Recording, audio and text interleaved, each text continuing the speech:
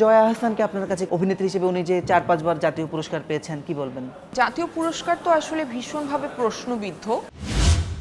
আমার কাছে মনে হচ্ছে পোস্টারটা এত ছোট করে একদম শেষে আপনাকে দেওয়াটা আমার খারাপ লেগেছে দর্শক হিসেবে। এগুলো নিয়ে আসলে খুব একটা মাথা ব্যথা নাই। ভয়াবহ কুৎসিত লোককে আমি বিয়ে করেছিলাম, এখন আমি বর্তমানে বেঁচে থাকতে চাই।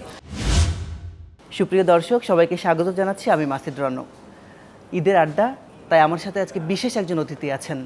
তিনি আপনাদের সবার প্রিয় জাতীয় চলচ্চিত্র পুরস্কারপ্রাপ্ত এবং এশিয়া প্যাসিফিক অ্যাওয়ার্ড জয়ী আজমেরী হক বাঁধন। আজকে কথা বলবো তার সাথে, জানতে চেষ্টা করব তার অন্দরের এবং বাহিরের অনেক কিছু। ঈদ মোবারক। ঈদ মোবারক, কেমন আছো? এই তো আমি বেশ ভালো আছি। আপনাকে দেখলে আমার সত্যি সবসময় ভালো লাগে, একটা পজিটিভিটি স্প্রেড করে চারপাশে। Thank you. এবং আমি যেটা প্রথমেই বলছিলাম দেখে যে অনেকদিন পরে দেখা, এবং আপনি এত আগের থেকে ফিট হয়ে গেছেন, মানে মনে হয় যে কোনো সময় যে কোনো কিছু আসলে করা সম্ভব। না, আসলে মাঝখানে খুবই বেশি ওয়েট গেইন করে ফেললাম। তো যেটা হয় যে ওয়েট গেইনের সাথে সাথে তো আমাদের আসলে নানান রকমের অসুবিধা শুরু হয়। একে তো স্ক্রিনে একটা এফেক্ট পড়েই, যে দেখতে অনেক বেশি মানে ভালো লাগে না আসলে স্ক্রিনে। আর এমনিতে শারীরিকভাবেও কিন্তু আমরা সিক হয়ে যাই, মানে যদি বেশি ওভারওয়েট থাকে আসলে। তো ওই জায়গা থেকেই আসলে চিন্তা করা যে না, আবার মানে ঠিক হয়ে যাই। তো তারপর ডক্টরের কাছে গেলাম, এভার কেয়ারে ডক্টর আয়াস। তো উনি সাজেশন করলো কি কি করা লাগবে, তারপর ডায়েটিশিয়ান দেখালাম, সো হয়ে গেল। ঈদের আড্ডা একটু শুরুতে একটু জানতে চাই যে ঈদ কেমন কাটছে? খুবই ভালো কাটছে, কারণ হচ্ছে ঈদের আগেই আমরা একটা অ্যাওয়ার্ড পেলাম রটারডাম ইন্টারন্যাশনাল ফিল্ম ফেস্টিভ্যালে। বিগ স্ক্রিন অ্যাওয়ার্ডটা পেলো আমাদের একটা সিনেমা মাস্টার। তারপর ঈদে আমাদের বনলতা এক্সপ্রেস চলছে। সো খুবই মানে আসলে ভালো একটা সময় পার করছি আমি। ঈদ আসলে সবচেয়ে কোন বিষয়টা এক্সাইটিং লাগে নিজের কাছে? এখন আর এক্সাইটিং লাগে না, ঈদ মানি এখন খরচ। সো এখন আর এটা খুব ভালো বলেছেন। এক্সাইটিং লাগে না। আমার মেয়ে খুব এক্সাইটেড থাকে, ওই বয়সে আমিও এক্সাইটেড থাকতাম, কিন্তু এখন তো ঈদ মানি খরচ। তো যার জন্য খুব যে ভালো লাগে এরকম না, তারপরেও এনজয় করি, মেয়েকে নিয়ে বের হই, ড্রাইভ করি অনেক নিজে। গিফট পান নিশ্চয়ই, মানে আমি কাপড়? গিফট পাই না। সিরিয়াসলি? হ্যাঁ, আমি তাহলে এই যে কিন্তু আজকে যে ঈদের শাড়িটা, এটা আমার কেনা, আমি ইন্ডিয়া থেকে কিনেছি। ও, তার মানে আগেই কিনেছেন, যেহেতু অনেকদিন যেতেও পারছেন না। হ্যাঁ হ্যাঁ। গিফট কাকে কি দেওয়া হয়েছে? নিশ্চয়ই বাবা মা গিফট, সবাইকে। হ্যাঁ, আমার মেয়ে, আশেপাশে যারা আছে তাদের প্রিয়জনদের। সবাইকে দিয়েছেন। কার জন্য কিনতে সবচেয়ে ভালো লাগে? আমি কারোর জন্য গিফট কিনতে পারি না। তাই? আমার খুব মানে আনইজি লাগে, কারণ পছন্দ করবে কিনা, এরকম পছন্দ কিছু? করবে কিনা, আমার মনে হয় টাকাটা নষ্ট হবে। তার চাইতে আমি প্রেফার করি টাকা দিয়ে দেয়া, আচ্ছা। যে তোমার যেটা পছন্দ সেটা কিনে নাও, এটা বেটার অপশন আমার মনে হয়। কারণ একটা মানুষকে একটা জিনিস দিলাম, সেটা যদি তার আসলে কাজে না লাগে বা তার ভালো না লাগে, তাহলে আমার টাকাটাও যেরকম নষ্ট, তারও তো মনটা ভালো মানে খারাপ হয়ে গেল। সো তার চেয়ে বেটার হচ্ছে মানে খুব আমি বুদ্ধিদীপ্ত ব্যাপার। আমি প্রেফার করি যে টাকা দিয়ে দিব, যার যার মতো শেষে কিনে নিবে। আমরা ছোটবেলার কথা আসলে খুব ক্লিশে মনে হয়, কিন্তু আসলে হয় কি, ছোটবেলার ঈদ বা ছোটবেলার গল্প যদি একটু করি, তাতে হয় কি ওই বাঁধন বা ওই তারকা কিভাবে বেড়ে ওঠাটা জানা যায়। একটু জানতে চাই যে ছোটবেলার ঈদ কোথায় কাটতো বা কেমন থাকতো, এবং ওই সময়ের ঈদের সবচেয়ে কি এখন মিস করেন? ওই সময়ের ঈদটা আসলে অনেক মিস করি, কারণ হচ্ছে তখন না এক্সাইটমেন্টটাই তো অন্যরকম ছিল, নতুন জামা। আর আমার বাবার পোস্টিং থাকতো ঢাকার বাইরে সব সময়, তো আমরা ঈদ করতে ঢাকায় আসতাম আমার নানু বাড়িতে, আর কোরবানি ঈদ করতে আমরা যেতাম হচ্ছে আমাদের গ্রামের বাড়িতে, তো বিক্রমপুর। সো আমাদের এই দুইটা ঈদ মানে পুরা আমরা এক্সাইটেড। নতুন জামা কাপড় তো আছেই, কিন্তু এই যে যে বেড়াতে নানা, যাবার হ্যাঁ, আমেজ। নানা বাড়ি এসে ঈদ করব, দাদা বাড়ি যে ঈদ করব, এবং সবার সাথে ঘুরবো, ঈদই নিব। আমার সবচেয়ে পছন্দের ছিল হচ্ছে সালামি পাওয়াটা। হ্যাঁ, এটা খুব তো মজার। আমি এখনো, যারা আমার বড়, আমি কিন্তু তাদের থেকে জোর করে সালামি নেই। হ্যাঁ, মানে আমার একটা মামা আছে, সে কিন্তু এখনো সালামি দিবে হচ্ছে 20 টাকা, কিন্তু তাও আমি নিব। আমার কথা হচ্ছে, আমাকে বলে তোমার এখন আর সালামি নেয়ার বয়স নেই। আমি বলছি, না, আমি আপনার থেকে আজীবন নিব। সো ওইটা আমার কাছে খুব মজা লাগতো ছোটবেলায়। আর আমার খুব পছন্দ হচ্ছে লাচ্ছা সেমাই। সো ঈদ মানে আমার কাছে মনে হয় ঈদের দিনে লাচ্ছা সেমাইটা সবচেয়ে মজা লাগে। সো নিজে রান্না করতে পারেন? আমি পারি, হ্যাঁ। কোনটা সবচেয়ে ভালো হয়, মানে ঈদে যদি কিছু করেন তাহলে কোনটা করা হয়? আমার পায়েস খুব ভালো হয় আমার হাতে। ডেজার্ট ডেজার্ট, হ্যাঁ। আর পোলাও, কোরমা, মাংস পোলাও এসব? কোরমা আমি খুব একটা রান্না করি না। গরুর মাংস মাঝে মধ্যে করি। আসলে আমার আমার যেটা সুবিধা, আমি তো আমার বাবার বাসায় থাকি, আমার মায়ের বাড়িতে। সো আমার মাই রান্না করে, সো আমার কোনো রান্নার প্রেশার নাই আসলে। আর আমি খুব একটা পছন্দও করি না যে খুব রান্না করব, কারণ আমার তো খেতে চাই না, কারণ আমি খুব ভালো রান্না করি। সো আমি যখন রান্না করি বেশি খাওয়া তখন হয়ে যায়। বেশি খাওয়া হয়ে যায়, তো এর জন্য একটু অ্যাভয়েড করি জিনিসটা। ও বাহ, আজমেরি হক বাঁধন এমন একজন অভিনেত্রী, উনি বোধহয় যেটা ধরেন সেটা শোনা ফলে। এত বছর ধরে বাংলাদেশের ছবি হচ্ছে, কিন্তু আপনি রেহানা মরিয়ম নূর করলেন এবং সেটাই বাংলাদেশের থেকে প্রথমবার অফিসিয়াল সিলেকশন পেল কান ফিল্ম ফেস্টিভ্যালে। আবার এত জায়গাতে ছবি যাচ্ছে কিন্তু নিয়মিত, কিন্তু আপনার ছবিটাই রটরডামে গেল এবং সেটাই অ্যাওয়ার্ড পেল। অ্যাওয়ার্ড কিন্তু পাচ্ছিল না কোথাও আসলে সেভাবে। তো আমি বলবো যে আপনি আসলে ভীষণ লাকি, এবং এই যে মানে আপনি যেটা ধরছেন সেটা সোনা ফুলছে। আপনি কি কখন নিজেকে মানে নিজে নিজে ভাবেন যে আচ্ছা আমি তাহলে খুব লাকি, আমার ফিসটা একটু বাড়াই, কি মনে হয়? না, এরকম কিছু না। আমি আসলে মনে করি যে যে কোনো কিছুই মানুষের যা অ্যাচিভ করে তা তার নিয়তের উপর নির্ভরশীল। আমি যখন যে কাজটা করি আমি আসলে খুবই ভালো নিয়তে করি, আমার সততার সাথে করি, এবং মানে আপ্রাণ চেষ্টা করি যাতে আমার কাজটা দর্শক পছন্দ করে। সো ওই জায়গা থেকে আমার কাছে মনে হয় যে এই জায়গাগুলো ক্লিক করছে।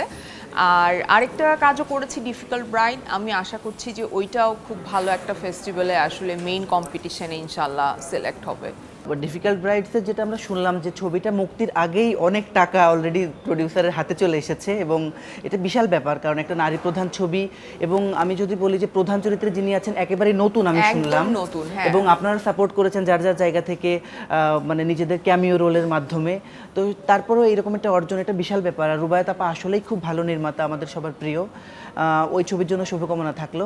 আমি একটু জানতে চাই যে বনলতা এক্সপ্রেসের কথা, যেহেতু একদম হলে রমরমিয়ে চলছে, এবং এই ছবির নির্মাতা একটা, আমি বলবো যে একটা রেভলিউশনারি ব্যাপার ঘটিয়েছিলেন গত ঈদেই, গত বছরের উৎসব দিয়ে একটা মাল্টিকাস্ট সিনেমা, এবং এই সিনেমা যে এইভাবে দর্শক দেখবে সেটা তো কেউ কল্পনাও করেনি। সেই নির্মাতার ছবি আপনি করলেন, এবারও সেই একই রকম ফর্মুলা, অনেক আমাদের প্রিয় তারকা।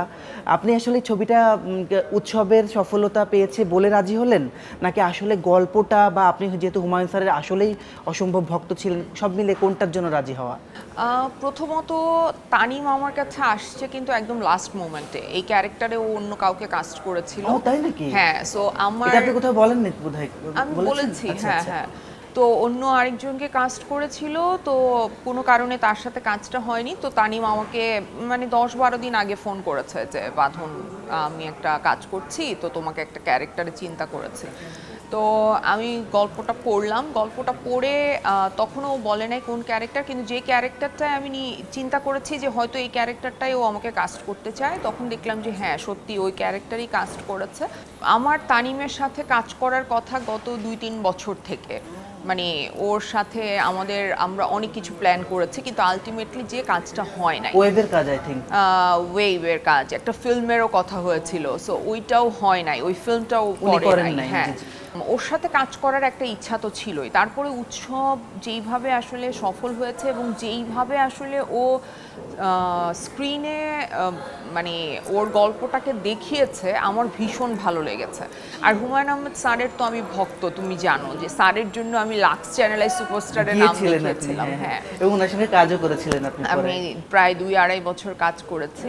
এবং আপনি একটা কথা বলছিলেন যে আপনার বয়সী মানুষের জন্য গল্প লেখা আসলে এই ইন্ডিয়ান সাবকন্টিনেন্টেই কম হয়, কিন্তু আমরা এটাও দেখছি যে যারা তুলনামূলক একটু কম বয়সী, আমাদের দেশে নারী অভিনেত্রীদের কথা বলছি, তাদের হাতেও যে অহরহ কাজ। আমি যদি মেহজাবিন চৌধুরীর কথাই বলি, সে অসম্ভব জনপ্রিয়, ভালো অভিনেত্রী, তার হাতে কি খুব মানে র্যান্ডম কাজ নাই, কিন্তু শুধু যারা নাটক করে তারাই প্রচুর কাজ করে যাচ্ছে, যেটা আপনি একসময় প্রচুর করেছেন। তো যখনই ভালো কাজ করতে যাবেন, একটা এক্সক্লুসিভ কাজ করতে যাবেন, আমার মনে হয় তখনই কাজটা কমে যাচ্ছে সবার। হ্যাঁ, সবারই কাজটা কমে যাচ্ছে। আর এটা আমি যেমন মেনে নিয়েছি, এবং আমি এটার সাথে ঠিক আছে, আমার এইটা নিয়ে খুব একটা আক্ষেপ বা অভিযোগ এরকম কিছু না। কারণ মানে আলহামদুলিল্লাহ আমি আমার বাবা মার সাথে থাকি, আমার মার বাড়িতে থাকি, বাসা নিয়ে চিন্তা নাই, বাবার গাড়ি ব্যবহার করি, গাড়ি নিয়েও চিন্তা নাই। সো খুব বেশি কিছু চাওয়ার নাই তো জীবনে। আমার খালি আমার মেয়েটাকে আমি সুন্দর মতো পড়াতে চাই, ওকে একটা ভালো মানুষ বানানোর চেষ্টা করতে চাই। তারপরে তো বাকিটা আল্লাহর ইচ্ছা এবং ওর ইচ্ছা, ও কি হতে চায়, কেমন হতে চায়। আর এই তো, আর অভিনয়টা করে যেতে চাই এবং ভবিষ্যতে ইচ্ছা আছে যে লিখবো। আমার মনে হয় যে আমি যেই আমার লেন্সে আমি সমাজটাকে যেভাবে দেখেছি সেটা আমি স্ক্রিনে দেখাতে চাই। সাইরার কথা আসলো, একটু জানতে চাই, আপনার বেস্ট ফ্রেন্ড হয়ে গেছে এখন, কি একটা ভালো বন্ডিং না? আমার কাছে খুব জানতে ইচ্ছা করে ওর যখন কথাবার্তা আপনি বলেন, মানে ওর হয়ে, ও তো ক্যামেরার সামনে ওইভাবে বলে না, আমার মনে হয় এত ম্যাচিওর, এত ছোট মানুষ, মানে কতই বা বয়স হলো, স্কুলের গন্ডি হয়তো পেরোয়নি এখনো, ও ওই ম্যাচুরিটা ওর আসলে কিভাবে এলো? মানে এটা কি আপনার ওর সাথে কথা বলা আদান প্রদানের জন্য, নাকি ও যে লাইফটা দেখলো ওভারঅল? ও যে লাইফটা দেখলো এটা তো ডেফিনেটলি ওকে অনেক ম্যাচিওর করেছে। আর আমি ওর সাথে আসলে চেষ্টা করি যে সব সময় আমরা যাতে কমিউনিকেট করতে পারি। আর এখন তো টিনেজার, 14 বছর, সো এখন একটু ডিফিকাল্ট এইজ, এই সময়টা সামলানো খুব ডিফিকাল্ট। বাট তারপরেও মানে ও অনেক আমাকে সাপোর্ট করে, বুঝে। আমরা ঝগড়া করি, আমাদের মধ্যে অনেক হয় না যে ডিসএগ্রিমেন্ট হয়, হ্যাঁ মান অভিমান হয়, আবার আমরা দুজনকে সরি বলতে পারি, আবার একসাথে মানে ঘুরতে যাচ্ছি, সব কিছু একসাথে করছি, শেয়ার করছি সব কিছু। সো ওইটা তো আছে। বনলতা এক্সপ্রেসে আরেকটু ফিরতে হচ্ছে যে আপনার ক্যারেক্টারটা এখানে কীরকম, এবং যেহেতু দর্শক অলরেডি দেখছে হলে, একটু যদি জানান আরেকটু বিস্তারিত। আমার ক্যারেক্টারের নাম হচ্ছে সুরমা। তো সুরমা হচ্ছে মন্ত্রী মহোদয় যে এই সিনেমায়, চঞ্চল চৌধুরী, তার ওয়াইফ। তো এবং আমার ক্যারেক্টারটা হচ্ছে কিছুটা আমার মতো, মানে বাঁধনের সাথে কিছুটা মিল আছে একটু। সে নীতি বাক্য বেশি বলে আর কি, তার ওই জায়গাটার সাথে বাঁধনের মিল আছে। আর কিন্তু আমার বাকি দুটো কাজে, ডিফিকাল্ট ব্রাইড এবং মাস্টারে, আমার ক্যারেক্টারগুলো কিন্তু একেবারে ভিন্ন। যে মাস্টারে তো গ্রামের পটভূমিকা দেখলাম, গ্রামে, কিন্তু আমি ইয়োনো, এবং ওইখানে আমি বাঁধন, আমার যে চিন্তা চেতনা সেটার সাথে ওই ক্যারেক্টারের কোনো মিল নাই, একদমই ডিফারেন্ট মানুষ ওরা দুইজন। তো সুরমা করতে গিয়ে আমার খুব মজা লেগেছে, মানে স্পেশালি আমাকে তো সবসময় খুবই কঠিন ক্যারেক্টার দেয়া হয়, কষ্টের ক্যারেক্টার। তো এইবার আমি বলতেছিলাম তানিমকে যে এইবার আমাকে একটা বড়লোক ক্যারেক্টার দেয়া হয়েছে, হ্যাঁ সাজুগুজু করলাম, এবং এই টাইপের একটা লুক আমি দেখলাম, একদম চোকার পরা এবং কাছাকাছি লুকটা, কাছাকাছি, শাড়িটাও কাছাকাছি, হ্যাঁ হ্যাঁ হ্যাঁ, সো পোস্টারে যেটা দেখলাম, হ্যাঁ শাড়িটাও কাছাকাছি। আমি চেষ্টা করেছি যে যেহেতু বনলতা এক্সপ্রেস এইবার ঈদে চলছে, তাই ওইটার কাছাকাছি কিছু পরি। আর আমি জানতাম যে বনলতা এক্সপ্রেস আসলে উৎসবের চাইতেও দর্শকপ্রিয়তা বেশি পাবে আর কি, কারণ হচ্ছে উৎসব তো খুবই সুন্দর ছিল, বাট এই বনলতা এক্সপ্রেসের আমরা নিজেরাই মানে ডায়লগ রিহার্সাল করতে গিয়ে, পড়তে গিয়ে হাসতে হাসতে পড়ে যেতাম। সো আমি জানি যে আসলে মানুষ হুমায়ুন আহমেদের গল্প কিভাবে পছন্দ করে, এবং তানিম যেইভাবে আসলে অনস্ক্রিন এটাকে দেখিয়েছে, হ্যাঁ সেইটা অসাধারণ। আর আমি স্পেশালি বলতে চাই যারা ডায়লগ লিখেছে, স্ক্রিপ্ট যারা লিখেছে, স্বাধীন এবং সাইমুল নামে দুইজন, এরা অসাধারণ, মানে এত সুন্দর ডায়লগ, মানে ডায়লগ দিতেও ভালো লাগে। মানে আমি চেষ্টা করেছি ওই স্ক্রিপ্টে যা আছে যাতে কোনো মানে এমনিতেও আমি কখনোই স্ক্রিপ্ট আমি চাই না, আমি স্ক্রিপ্ট অনুযায়ী যেতে চাই। হ্যাঁ, রেহানা মরিয়মের ওই ইয়েটা আপনার, হ্যাঁ ওই স্কুলিংটা, হ্যাঁ এক্স্যাক্টলি ওরকম। আমি খুব চাই যে আমার স্ক্রিপ্ট অনুযায়ী আমি যাই, তো ওইটা আমি চেষ্টা করি। আর বিশাল ভারদ্বাজ কিরকম করতো, ও স্ক্রিপ্ট অনুযায়ী যেত এবং ও খুবই আমার উপরে স্যাটিসফাইড ছিল। ও বলতো যে তুমি খুবই মানে হয় না যে একদম লাইন বাই লাইন। এবং আমি যখন রবীন্দ্রনাথ এখানে কখনো খেতে আসেনি, এটাও করেছি, তখন মানে আমার মুখস্থ দেখে মানে 2-3 পাতা এক সিন আমি একবারে টানা করে যেতে পারি। সো ওইটা আমার কাছে মনে হয় যে জীবনের সব কিছুই কিন্তু একটা অভিজ্ঞতা, এবং সব কিছু কোনো না কোনো সময় কাজে লাগে। সো আমার মেডিকেলে পড়ার যে অভিজ্ঞতাটা, হ্যাঁ আমার মনে হয় যে ওইটা কাজে লেগেছে। হ্যাঁ, হ্যাঁ, এবং আমি সেদিন আরেকটা ইন্টারভিউ দেখছিলাম, কলকাতার একজন খুব জনপ্রিয় সিরিয়ালের অভিনেতা বলছিলেন যে আজকাল যারা অনেক লম্বা ডায়লগ মুখস্থ করে বলে দিতে পারে তাদেরকে খুব ভালো অভিনেতা বলে। তাহলে আপনার বোধহয় কলকাতা সিরিয়ালে খুব ইয়ে আছে, জায়গা আছে, কিন্তু আপনি চাইলে দেখতে আমাকে তো পারেন। ইন্ডিয়া যেতেই দিচ্ছে না। আশা করি যে এখন হয়তো আমার ভিসাটা হবে, মানে আমার প্রায় গত 3-4 বছর ধরে আমার ইন্ডিয়া যাওয়াই তো বন্ধ। ওরা অনেকগুলো কাজ আমাকে- মিস হলো হ্যাঁ, না? অনেকগুলো কাজ মিস হয়ে গেল। মিস হয়ে গেল। নতুন সরকারের কাছে আসলে আপনার কি প্রত্যাশা, যেহেতু আমরা নতুন একটা জার্নিতে পা দিলাম পুরো দেশ? আমি একটাই অনুরোধ করতে চাই যে আপনারা কোনোভাবে ব্যর্থ হয়েন না, কারণ ওনাদের ব্যর্থতা আমাদের দেশকে আসলে খুবই কঠিন একটা সময়ের মধ্যে ঠেলে দিবে আমি মনে করি। আর যে যে যার যার জায়গা থেকে আসলে সরকারকে আপনি আশাবাদী সাপোর্টটা তো না? করবে, মানে হ্যাঁ এখন? ডেফিনেটলি আশা তো করতেই হবে। আমাদের তো অনেক কিছু পরিবর্তন দরকার। আমার কাছে মনে হয় যে যারা মন্ত্রণালয়ের দায়িত্ব পেয়েছেন তাদের মানে ইচ্ছাটা, সদিচ্ছার খুব দরকার যে আমাদের এখানে পরিবর্তনগুলো আসলে কি কি পরিবর্তন দরকার সেগুলো নিয়ে ডিসকাস করাটা ভীষণ দরকার। আমি অনেক ইয়াং ছেলে মেয়ের সাথে কথা বলেছি যাদের অনেক আইডিয়া আছে, মানে দেশের ইন্ডাস্ট্রি নিয়ে, মিডিয়া নিয়ে। তো এই জায়গাটা তাদের সাথে আলোচনা করে, যারা বয়োজ্যেষ্ঠ আছে তাদের সাথে আলোচনা করে যে আসলে কি করার দরকার, সেইটা আমার মনে হয় যে ওইভাবে যদি নির্ধারণ করা হয় তাহলে অনেক ভালো হবে।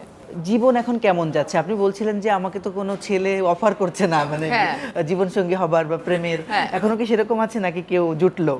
হ্যাঁ, প্রেম তো করছি, আমি বলেছিও এর আগে ইন্টারভিউতে প্রেম করছি। আর প্রেম তো সুন্দর, প্রেম অনেক কিন্তু সেই মানুষটাকে কি আমাদের সাথে পরিচয় করাবেন না? সময়, মানে ও যখন কমফোর্টেবল হবে ডেফিনেটলি জানবে সবাই। হ্যাঁ, মিডিয়ার মানুষ, মানে শোবিজের মানুষ? না ছবি কোন জায়গাটা সবচেয়ে আকর্ষণ করলো বিধা আপনি বললেন যে না উনি পারফেক্ট মানুষ? পারফেক্ট বলে তো কিছু নাই আসলে। আমার কাছে একটু বুদ্ধিমান মানুষ পছন্দ। সো আমার আগের যে বয়ফ্রেন্ড ছিল সেও ভীষণ ট্যালেন্টেড ছিল, ভীষণ ইন্টেলিজেন্ট ছিল। সো এখনও যার সাথে প্রেম করছি সেও ভীষণ মানে ট্যালেন্টেড। আমার কাছে মনে হয় যে মানুষ ট্যালেন্টেড ইন দ্য সেন্স যে তার প্রফেশনে নাকি হ্যাঁ, এমনি হ্যাঁ। ওভারঅল খুবই তার বুদ্ধিদীপ্ত? profession-এ। আচ্ছা আচ্ছা। এবং সে খুবই, হ্যাঁ, আমার মানে কাছে মেধাটাকে আপনাকে বুদ্ধিমান, সবচেয়ে আমার বেশি কাছে বুদ্ধিমান মানুষ টানে। পছন্দ আসলে। হ্যাঁ, বুঝতে পেরেছি। এই যে ব্রেকআপ এবং যদি বলি যে ডিভোর্স, আপনার সাথে সবচেয়ে কোন ঝামেলার জন্য এগুলো হয়েছে বলে মনে করেন? মানে একটা জেনারেল কারণ যেটা আসলে সব জায়গাতে সব সম্পর্কে ছিল যে ভাঙার পেছনে ওইটা একটা কারণ। ডিভোর্সগুলো তো আসলে দুইজন ভয়াবহ কুৎসিত লোককে আমি বিয়ে করেছিলাম। সো ওই দুইটা নিয়ে আমার কোনো মন্তব্য করার এই ঈদের সময় ইচ্ছা নাই। আর এমনিতে প্রেম আমার করার সুযোগই হয় নাই আসলে। খুব ছোটবেলায় একটা বিয়ে প্রেম হয়ে গেল, করেছিলাম, হ্যাঁ। সেটার অপরাধে বিয়ে দিয়ে দিল। তো ওই প্রেমটা তো ছিলই মাত্র 1 মাস 1.5 মাস। তো ওইটা খুবই সুন্দর প্রেম ছিল। আর তারপরের প্রেমটা যেটা করলাম সেটাও সুন্দর, খুব সুন্দর আসলে ছিল। আমি ভালো সময়গুলোকেই মনে রাখতে চাই। কিন্তু হয় না যে দুইটা ভালো মানুষ বা দুইজনকে ভালো লাগা সত্ত্বেও একসাথে অনেক সময় থাকা যায় না, নানান কারণে হতে পারে। আমার কাছে কি মনে হচ্ছে যে আমরা যেটা দেখছি আজকাল এবং শুনছি যে বুদ্ধিদীপ্ত মহিলা এবং একটু কনশাস এই টাইপের মহিলাদেরকে কি মানে পুরুষরা একটু একটা পর্যায়ে কি আর নিতে পারে না? এটা কি কারণ হতে পারে আপনার ক্ষেত্রে প্রেম ভাঙার বা বিচ্ছেদের না, পেছনে? আমার সাথে যাদের প্রেম, মানে বেশি তো করতে পারি নাই, যেই একটা দুইটা প্রেম করলাম তাদের এরকম মনে হয়েছে কিনা আমি জানি না, আমার মনে হয় না। আমার মনে হয় যে আমরা আসলে, হয় না যে অনেক আলাদা ধরনের মানুষ ছিলাম, তার জন্য একটা পর্যায়ে যে আমাদের মনে হয়েছে যে না, একসাথে থাকতে চাই না। আর এখন যার সাথে প্রেম মানে করছি, ভবিষ্যৎটা দেখতে পাওয়া যাচ্ছিল না যে হ্যাঁ, একসাথে হাঁটবো আমরা। এবং আমি তো ভবিষ্যৎ দেখতে পাচ্ছি, মানে চাইও না আসলে। মানে আমার কাছে খুবই, এখন আমি বর্তমানে বেঁচে থাকতে চাই। সো বর্তমানটা সুন্দর আছে, সেরকমই যাতে থাকে, এটা দোয়া করো। বাঁধন প্রেমিকা হিসেবে কেমন? এটা তো আমার বয়ফ্রেন্ডরা বলতে পারবে। মানে খুব রোমান্টিক, খুব ইমোশনাল? খুবই ইমোশনাল, হ্যাঁ। রিসেন্টলি মমো আপুর সাথে কাজ করলেন, দুটো কাজ একদম পরপর, এবং সেই শুরুটা একসাথে আপনাদের। মমো আপু মানুষ হিসেবে কেমন, অভিনেত্রী হিসেবে কেমন? মানুষ হিসেবে সবচাইতে ভালো যে দিকটা সেটা হচ্ছে ওর কোনো পরিবর্তন হয় নাই, যেরকম ছিল লাগছে এখনো সেরকমই আছে। আর অভিনেত্রী হিসেবে তো সে অসাধারণ। আপনি ভালো অভিনেত্রী নাকি ওই মমো ভালো অভিনেত্রী, কি মনে হয় নিজের কাছে, মানে একদম অডিয়েন্স হিসেবে? যার যার জায়গায় সে ভালো। আমি এই কম্পারিজন আসলে কারোর সাথেই করতে চাই না নিজের। এই সময় যারা কাজ করছে তাদের ভিতর এমন কাউকে মনে হয় যে না, ও আমার থেকে বেটার অ্যাক্ট্রেস, নিয়মিত যারা কাজ করছে?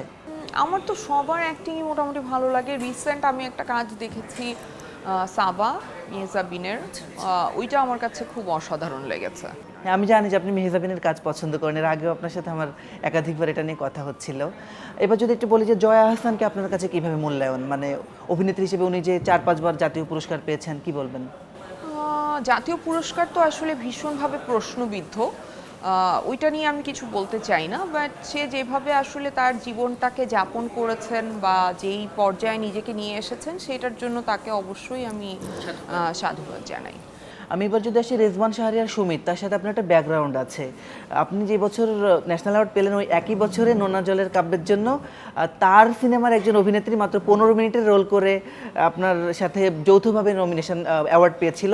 এবং আমার ধারণা, আমি হলে তো খুবই জেলাস হতাম এবং আমি ওই ডিরেক্টরকে বলতাম যে কিছু একটা তুমি করেছো কিনা। আপনার কি হয়েছিল এবং তার সাথে আপনি কাজও করলেন একসাথে? আমাদের এখানে ন্যাশনাল অ্যাওয়ার্ড কিন্তু খুবই প্রশ্নবিদ্ধ। সো আমি তখনও বলেছি, আমি এখনও বলছি যে রেহানা মারিয়াম নূরের থেকে আমাকে হয়তো অ্যাওয়ার্ডটা না দিয়ে পারে নাই বলে দিয়েছে, কিন্তু সিনেমাকে দেয়া হয় নাই, আমার ডিরেক্টর পায় নাই। সো মানে অনেক শাখাতে পাইনি ছবিটা। হ্যাঁ, মানে কোনো জায়গায় পায় নাই, 3টা অ্যাওয়ার্ড পেয়েছে। সেক্ষেত্রে অন্যান্য সিনেমা মানে ওরকম 7টা-8টা করে অ্যাওয়ার্ড পেয়েছে। তো আমি আসলে ন্যাশনাল অ্যাওয়ার্ড নিয়ে একটা কথাই বলতে চাই যে এই অস্বচ্ছতা এবং মানে পক্ষপাতিত্ব করা এবং কাউকে কাউকে বেশি সুবিধা দেয়া, এই জায়গাগুলো থেকে বের হতে হবে। এরকম প্রচুর ঘটনা আসলে এইখানে ঘটে, সো এই জায়গা থেকে বের হওয়াটা খুব জরুরি। যে মেহজাবিনের কথা বললেন, ওই একই প্রজন্মের সাবিলা নূরের সাথে আপনার কাজ হয়েছে এই বনলতা এক্সপ্রেসেই। তার কাজ কেমন ছিল বা তাকে এমনি ওভারঅল কেমন লাগে আপনার? নাকে ভালো লেগেছে, কারণ হচ্ছে যে ক্যারেক্টারটাও করেছে, ওকে খুব মিষ্টি একটা মেয়ের দরকার ছিল, সেটাতে ও খুব ভালো করেছে। সর্বশেষ প্রশ্ন, বনলতা এক্সপ্রেসের পোস্টার দেখে আমার কাছে মনে হচ্ছে পোস্টারটা এত ছোট করে একদম শেষে আপনাকে দেওয়াটা আমার খারাপ লেগেছে দর্শক হিসেবে। আপনার অভিনেত্রী হিসেবে বা আর্টিস্ট হিসেবে কেমন লেগেছে? আমার আসলে এটা নিয়ে খুব একটা কিছু লাগে নাই, কারণ পোস্টারে যারা আছেন তারা আসলে সবাই এত বেশি মানে বড় অভিনেতা অভিনেত্রী যে তাদের সাথে আমি আছি, এটাই আমার কাছে অনেক বড় প্রাপ্তি আমার মনে হয়েছে। সো এটা নিয়ে আমি আসলে ওই যে আমি বললাম যে আমার জীবন থেকে চাহিদাটা অনেক কমে গেছে, সো এইসব নিয়ে যদি আমি হীনমন্যতায় ভুগি আমি সামনে যেতে পারবো না। সো এগুলো নিয়ে আসলে খুব একটা মাথা ব্যথা নাই। বিনয় আপনার ব্যবহারের খুবই মানে বলবো যে অনুষঙ্গ একটা, একদম শুরু থেকেই এটা থাকুক এবং আপনি এগিয়ে যান। আমাদের আপনার যে স্বপ্নের মতো রোল কাজ আমাদেরকে উপহার দেন, দর্শককে মুগ্ধ করেন, এই প্রত্যাশা থাকলো। থ্যাংক ইউ রনো আমাকে ডাকার জন্য, এবং যারা এতক্ষণ দেখেছেন সবার জন্য অনেক অনেক শুভকামনা থাকছে। ঈদ মোবারক। আপনাকে ঈদ মোবারক।